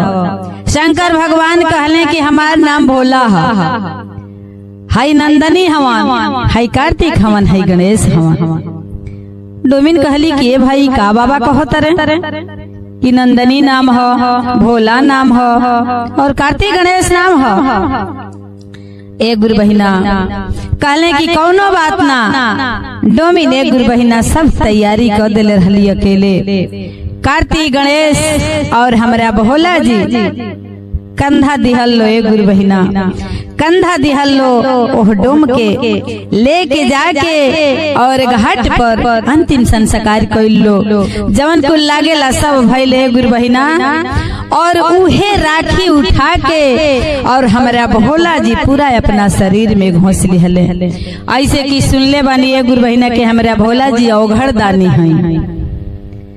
आदमी कहेला कि हमरा घर में छुतिका बा, भगवान भोलेनाथ के चर्चा कैसे होई, लेकिन हमरा भोले दानी खुदे औघड़ दानी हैं। यहाँ में अछूत अछूत कौनो भेदभाव नहीं खे। तो एक गुरु बहिना पूरा शरीर में राखी घोंस लेले, आया के जौना मंदिर में वो डोम और पंडित जी पूजा करत रहले, वही शिवलिंग पर हमरा शंकर भगवान बैठ गईले। शंकर भगवान बैठ गए। एक गुरु बहिना जब पंडित जी सुतल बाणे तो शंकर भगवान सपना में खूब रोवतनी आ कहतनी कि ए पंडित जी, आज के बाद से मंदिर में पूजा करे मत अइहा। ऐसे कि जौन डोम मर रहल हो ओकर पूरा राख है हम अपना शरीर में लगा लेले बनी। मंदिर अछूत हो गइल बा, तू घुसी हा मत ना तो तू अछूत हो जाइबा। ए गुरु बहिना इतने बात जब पंडित जी के कान में आवाज गई तो कहने की ओ सपना सच होला, ये कहीं हकीकत में बाका। ए गुरु बहिना सुबेर भइल, पंडित जी उठले, फल फूल जवन भी पर प्रसादी वाले के मंदिर में गईले तो देखा तरे कि शिवलिंग पर एगो मूर्ति खने बैठल बा आ पूरा आंसू गिरता वो मूर्ति में से। कहले कि भाई सपना सच बा का? तौले में से आवाज निकलल कि पंडित जी जल मत चढ़ाई हा। ऐसे कि डोम के राखी पूरा शरीर में लागल बा, मंदिर अछूत हो गइल बा। ए गुरु बहिना इतने बात जब पंडित जी सुनले, ओ जे माथा पटक दिहले, कहले कि हे गुरुजी बहुत बड़ हमसे गलती हो गई, तनी ना हमें है गलती के अपना माफ ना कर सके। कहले भोले बाबा कि दुनिया में एक दूसरा के देख के एक दूसर के हुके इतना जलन बा, लेकिन भगवान के अंदर कोनो जलन नहीं खे। ऐसे कि भगवान सबके बनैले बनी। एक गुरु बहिना काले शंकर भगवान की जब हम जन्म देले बनी, दुनिया रचले बनी, तो हमरा अंदर कोनो ई भावना नहीं खे कि के अछूत बा के छूत बा। तू कैसे ई बात के सोचे वाला कहे वाला हवा? अरे भले वो बेचारा के अंतिम संस्कार कैले रहता चाहे ना कैले रहता, लेकिन ओकरा पूजा से हम खुश बनी। तोहरा पूजा से हम खुश नहीं खे, लेकिन ओह डोम के पूजा से हम खुश बनी और ओकर पूरा राख अपना शरीर में लगौले बनी। हमरा मंदिर में से तू चल जा, ऐसे कि मंदिर अछूत हो गइल बा। एक गुरु बहिना पंडित जी जब इतना बात सुनले बने, माथा पटक के रोए लगल बने। कहले बने कि हे भोले दानी, रउरा देवों के देव महादेव हैं, रउरा तीनों लोक के मालिक हैं। हे भोले दानी, आज हम मान गईनी कि रउरा दुनिया खातिर मरे ने। ए गुरु बहिना नंदनी महाराज, गणेश महाराज, कार्तिक जी सब बहरे खड़े बा। पंडित जी वजह से शंकर भगवान के मंदिर पर मुड़ी पटकत रहे। भगवान भोलेनाथ कहले कि हमारा मंदिर में मूड़ी पटकला से कोनो फायदा नहीं खे, हम तो तोहके कबो माफ ना कर सकेनी। ऐसे कि तोहरा अत्याचार से हमरा पर्वत पर से आवे के पड़ल हल। जा माफी मांगे के बाद तो डोमिन से माफी मांगा जेकर की दुनिया में केहू बाना। ए गुरु बहिना बेचारी डोमिन अपना घर में रोवतरी। पंडित जी गईले जाके डोमिन के पैर पे गिर गईले, कहले कि ये डोमिन आज के बाद से ऐसा गलती ना हुई, बड़ा बड़ हमरा से गलती हो गई। आज बाबा के दरबार में गईला से हमरा महसूस हो गई, हमारे आंख खुल गई कि भगवान भोलेनाथ भी आज बानी आ सबका में बानी, गरीबों में बानी, अमीरों में बानी, सबका खाती बानी। आज के गलती हमार माफ करा, आज के बाद से गलती ना हुई। ते गुरु बहिना भाव के पूजा होला, पैसा के पूजा ना होला, धन के पूजा ना होला, गुण के पूजा होला, भाव के पूजा होला, प्रेम के पूजा होला। जैसे कि उड्डो में एक गुरु बहिना भगवान भोलेनाथ के पूजा करके धन्य हो गईले कि उनकरा पैर में वहाँ के जगह मिलल रहे के। पैर में का चलावे गुरु बहिना पूरा राखे शरीर में घोसी लेने भोले बाबा। कहले कि छूत अछूत हमरा लगे कहीं नहीं खे, कहीं मंदिर मस्जिद जातनी है गुरु बहिना। आज कालू भेदभाव खत्म हो गइल बा, सबके भगवान भोलेनाथ बनैले बनी आ सबके भोले बाबा बनैले बनी आ सब भोले बाबा के भजन भाव पूजा पाठ करता आ करे के चाही। ऐसे कि वहाँ बिना कहीं सहारा नहीं खे।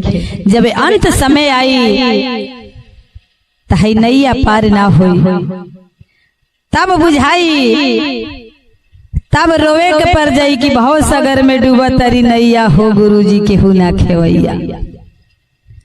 तो ए गुरु बहिना अंत समय में भगवान भोलेनाथ आके वो नैया के खे हैं, आखे के वो नैया के पार करी है। ए गुरु बहिना तब भगवान भोलेनाथ से भेदभाव कैला के कौनो जरूरत नहीं खे। जितना हमनी के आटे, जितना हमनी के श्रद्धा होखे, जितना हमनी के सकान होखे, भगवान भोलेनाथ के पूजा पाठ करे के बाद और एक दूसरा के देख के जले के नहीं खे। गुरु बहिना भगवान के भक्ति सब हम मनवे में बा। आदमी कहेला कि धन बा तवन घर में बा, पैसा बा तवन घर में बा, लेकिन सारा धन है मन में बा। गुरु बहिना जेकर मन सही रही सब कुछ मने में बा। दुनिया में ना केहू कुछ लेके आई बा, गुरु बहिना ना केहू कुछ लेके जाई। महल अटारी सब यही छोड़ के चल जाई, कुछ संगे ना लेके चल जाई। अपने हाथे हमनी के मय कैले बन जा, लेकिन फिर दोबारा वो दरबार में आवे के मौका ना मिली। तो 4 दिन की जिंदगी बा। गुरु बहिना भगवान भोलेनाथ से नेह लगा के पूजा पाठ कर लेवे के बा, एक दूसरा से सबका से मिलजुल के रहे के बा। फिर दोबारा जिंदगी मिले वाला नहीं खे और घमंड नहीं खे करे के। भगवान भोलेनाथ पर बस गिरा रहे के बा।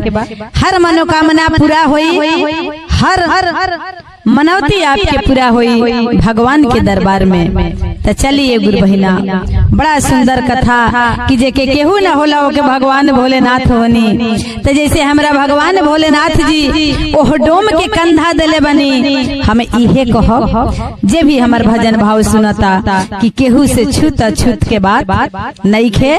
भगवान भोलेनाथ के दरबार में एक समान सब बा। गुरु बहिना सबका के अपना ऐसा माने जाने के बाद और भगवान भोलेनाथ के दरबार में नेह लगा के भजन भाव सुने के बाद और कहे के बाद तो एक बार प्रेम से बोलो सच्चे दरबार की जय, शंकर भगवान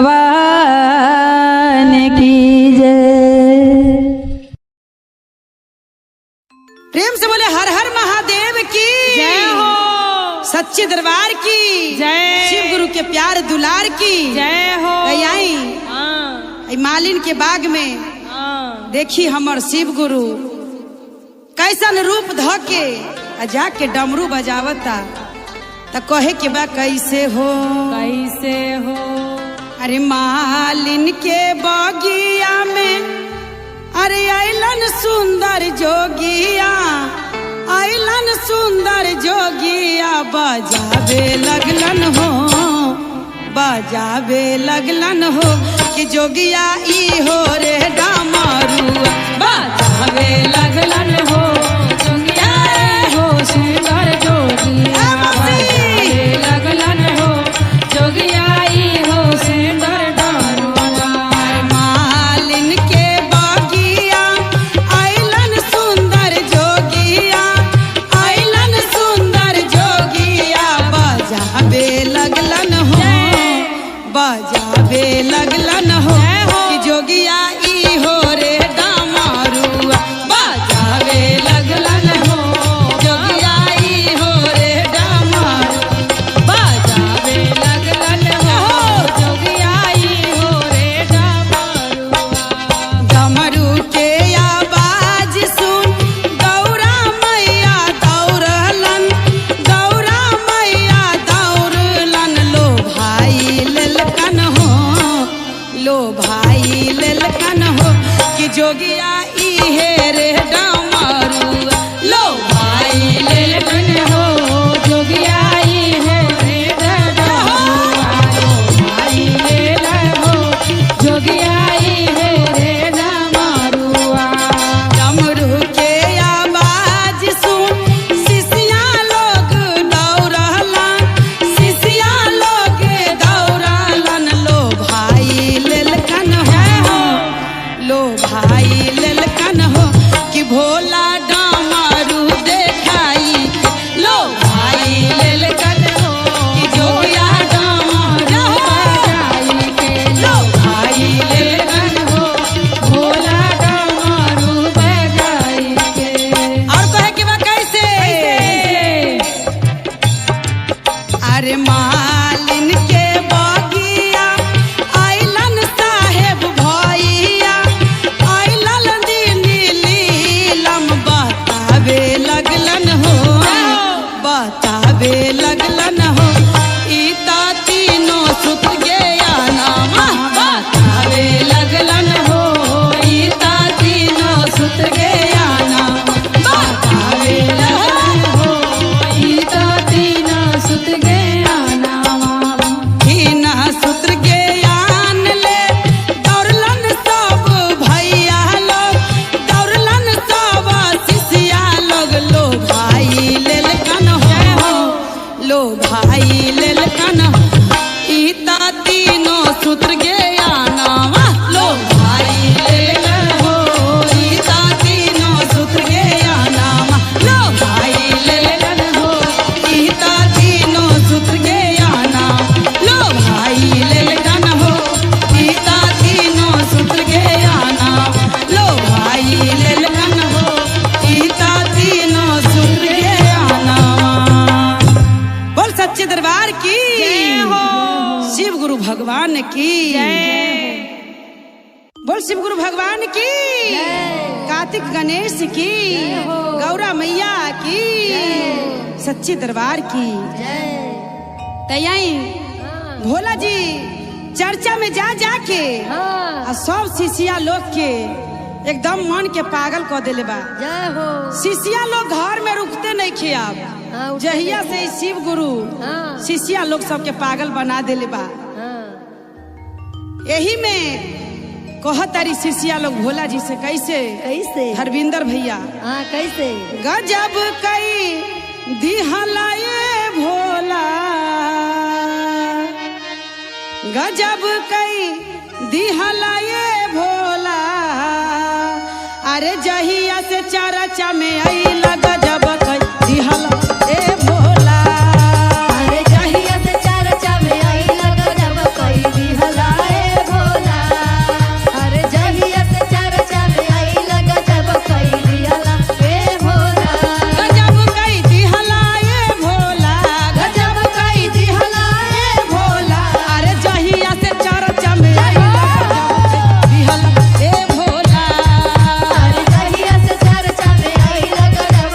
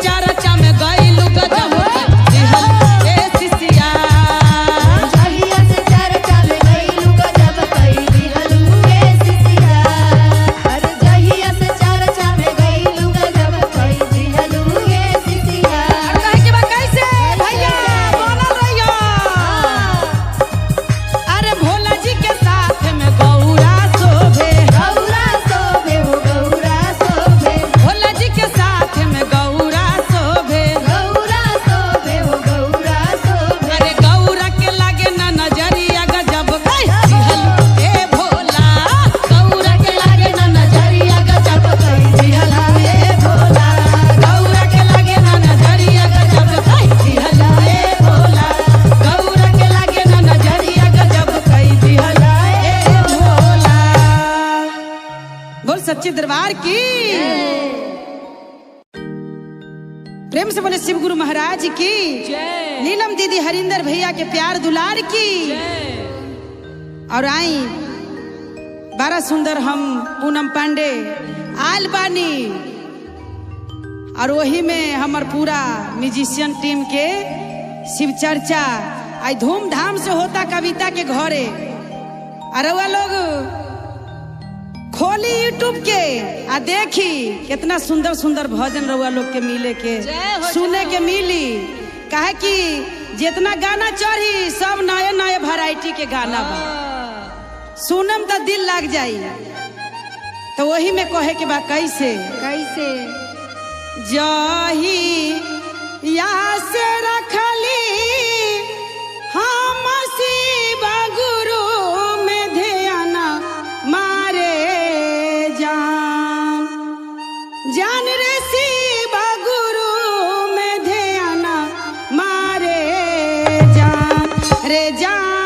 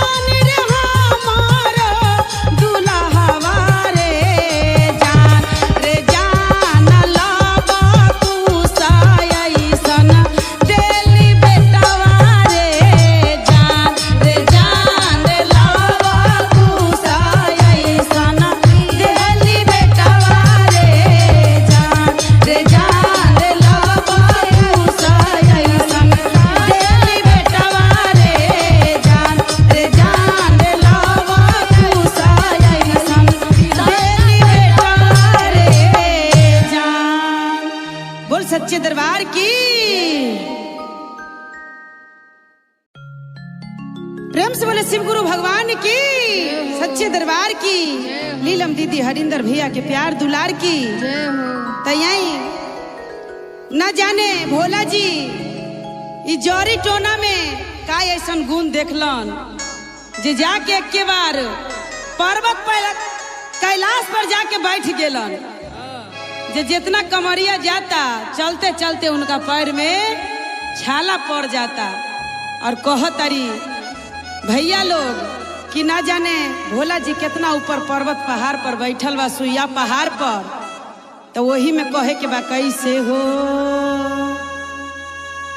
कौन गुण में पहनी 3 गो जरिया में कि 3 गो जरिया में कि भोला जी बस गईनी पर्वत पहाड़िया में कि भोला जी बस गईनी पर्वत पहाड़िया भोला जी बस गईली पर्वत पहाड़िया में। अरे कौन गुणवा पहनी 3 गो जरिया में, हाँ हाँ जी जरिया में कि भोला जी बस गईली पर्वत पहाड़िया में कि भोला जी बस गईली पर्वत हे भोला जी बस गईली पर्वत पहाड़िया में। कैसे कहे के काहे नहीं रहली महल अटारिया में, महल अटारिया में कि जाके बस गईनी झोपड़ी मरैया में कि जाके बस गईनी झोपड़ी काली कि जाके बस गईली झोपड़ी मरैया में। और कैसे कहे के काहे न चढ़ली टाटा सफारिया में, टाटा सफारिया में कि जाके बैठ गेली बसहा बरदिया में कि जाके बैठ गेली बसहा सवरिया हो जाके बस गेली बसहा सवरिया में। अब कहवा कैसे कौन गुणवा पहली भंगिया धतुरावा में, भंगिया धतुरावा में कि भोला जी बैठ गेली पर्वत पहाड़िया में ओ भोला जी बस गईली पर्वत पहाड़िया जाहो। बस गईली पर्वत पहाड़िया। और कहे के बा कैसे भैया काहे नाही खैली खोआ मलैया जी, खोआ मलैया जी कि खाली भंगिए में धुन की रामायली जी, खाली भंगिए में धुन की रामायली जी कि खाली भंगिए में धुन की रामायली जी, खाली भंगिए में धुन की रामायली जी। बोल सच्चे दरबार की प्रेम से बोले शिव गुरु भगवान की सच्चे दरबार की, दरबार की नीलम दीदी हरिंदर भैया के प्यार दुलार की तो यही आई फिर से हमार श्री धाम में शिव चर्चा के आयोजन बड़ा सुंदर रखल बा।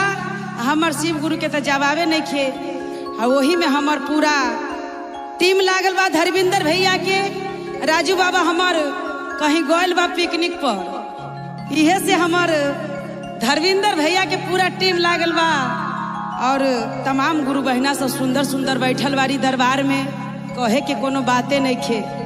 तो प्रेम से बोले साचे दरबार की दरबार की तो यही इहे में हम एगो पूनम पांडे बड़ा सुंदर एगो गीत लेके आईनी हो। आ जैसे हर गाना के प्यार आशीर्वाद देतनी ऐसा इहो सब गाना के प्यार देम और सब जितना हमार तमाम गुरु बहिना बैठल बानी सब के प्यार दुलार दी। तो कहे के बा कैसे हो। सात नदिया पारी से हम जलवाली अलिए गुरुजी, सात नदिया पारी से हम जलवाले अलिए गुरुजी, जलवाले अलिए गुरुजी। अरे मन करे निहुर के जल धार देती ते गुरुजी, मन करे निहुर के धार देती गुरुजी, मन करे निहुर के जलवा धार देती गुरुजी।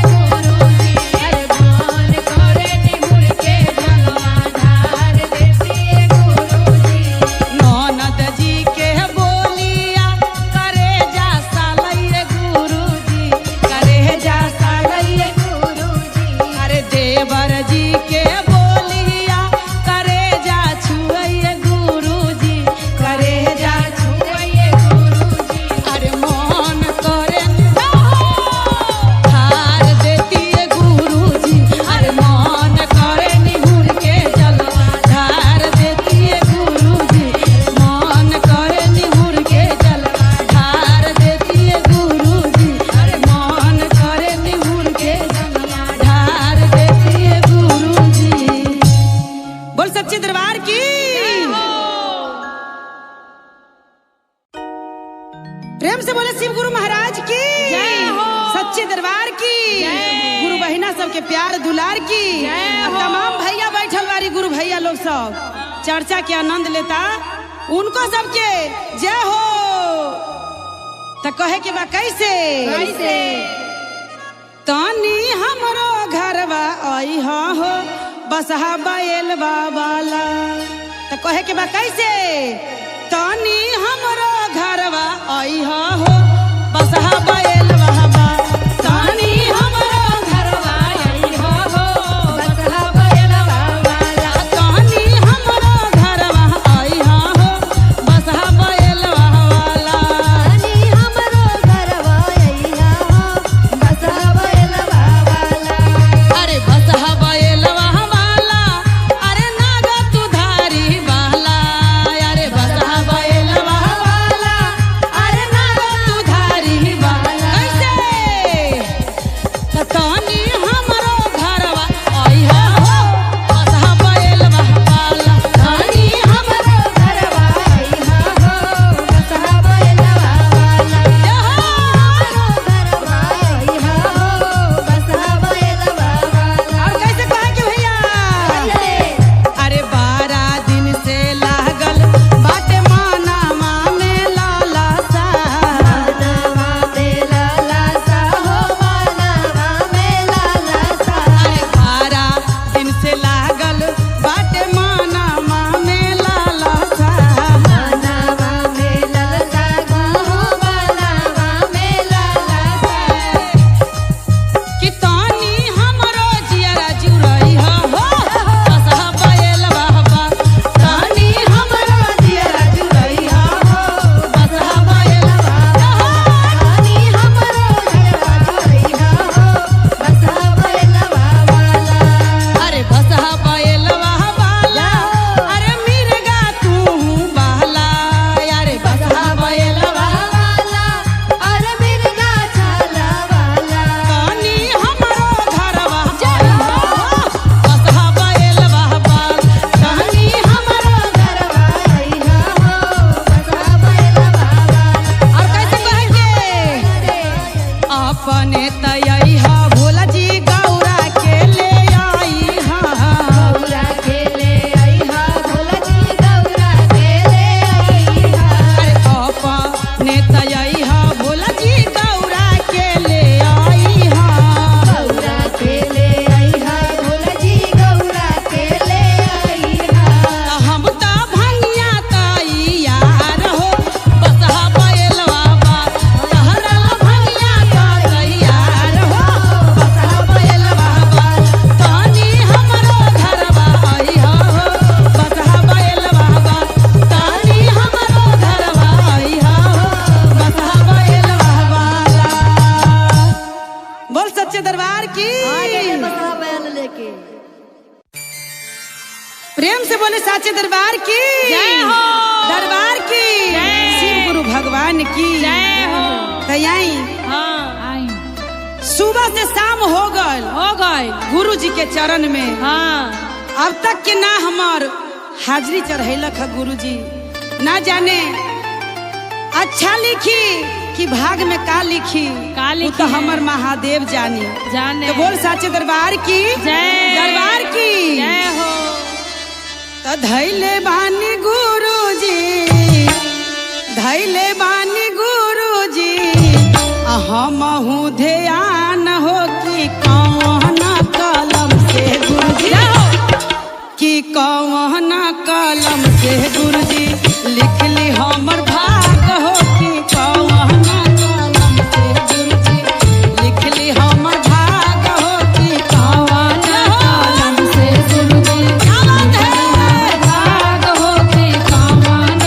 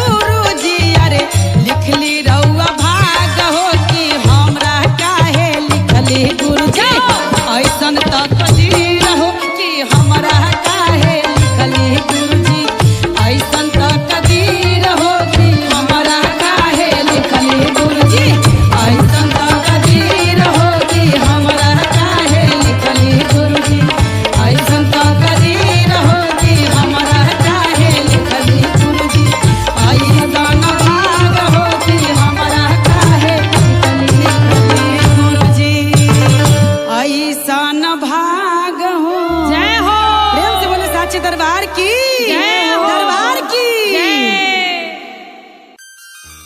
प्रेम से बोले शंकर भगवान की जय हो। हर हर महादेव की जय हो। आई हाँ भोला जी तो सब दिन एहन न डमरू बजैलक ह जे लोग के पहचान में आवता जे भोले जी डमरू बजावता। हाँ आई देखी अपन धुन बजावता भोला जी कैसे कहे के बाहो कैसे हो डमरुआ धुन बजाई बजाइए भोला जी डमरुआ धुन बजाई बजाइए भोला जी डमरुआ धुन बजाई बजाइए भोला जी डमरुआ धुन बजाई बजाइए भोला जी बजाइए भोला जी बजाइए भोला जी बजाइए भोला जी डमरुआ धुन भोला जी डमरुआ धुन बजाई बजाइए भोला जी डमरुआ धुन बजाई बजाइए भोला जी डमरुआ धुन बजाई पहिला डमरुआ तू घरवा में बजाई ह घरवा में बजाई ह ओ घरवा में बजाई ह अरे पहिला डमरुआ तू घरवा में बजाई ह घरवा में बजाई ह ओ घरवा में बजाई ह हनिया बन के सुनब रे राजा जी दुल्हनिया बन के सुनब रे राजा जी डमरुआ धुन बजाइए भोला जी डमरुआ धुन बजाइए राजा जी डमरुआ धुन बजाइए भोला जी जाइए भोला जी डमरुआ धुन बजाओ जाइए भोला जी डमरुआ धुन बजाइए भोला जी डमरुआ धुन बजाइए भोला जी डमरुआ धुन बजाई तू सारा डमरुआ तू सड़कों पर बजाई ह सड़कों पर बजाई ह हो सड़कों पर बजाई ह अरे तू सारा डमरुआ तू सड़कों पर बजाई ह सड़कों पर बजाई ह हो सड़कों पर बजाई भोला जी और कैसे कह के अरे राही बन के हम हूँ सुनब ए भोला जी राही बन के हम हूँ सुनब ए भोला जी डमरुआ धुन बजाइए भोला जी डमरुआ धुन बजाइए भोला जी डमरुआ धुन बजाइए भोला जी बोल सच्चे दरबार की जय हो बोल शिव गुरु भगवान की जय। बोल सच्चे दरबार की जय हो बोल राजू बाबा के पूरा टीम की जय हो जय हो। तयाई हमर भाभी चर्चा के बारे में कुछो नहीं खे जाना तरी कि कैसे शिव के शिष्य बनल जाला। हाँ आ जब हमर भाभी सोचा तारी जे हम शिव के शिष्य बनी तो हमर भैया जी बड़ा खिसियात भाभी पर तू शिव चर्चा के ज्ञान ले लेबू तो घर में कैसे काम काज होई सब ऐसा ही पढ़ले रह जाई तो कह तारी कैसे हो के तोरा दिल को भाभी गुरु के ज्ञान मारे जान रे गुरु के ज्ञान मारे जान रे जान कहाँ माँ से बनलू शिव के शिष्या रे जान रे कहाँ माँ से बनलू शिष्या रे जान रे कहाँ माँ से बनलू गुरु के शिष्या रे कैसे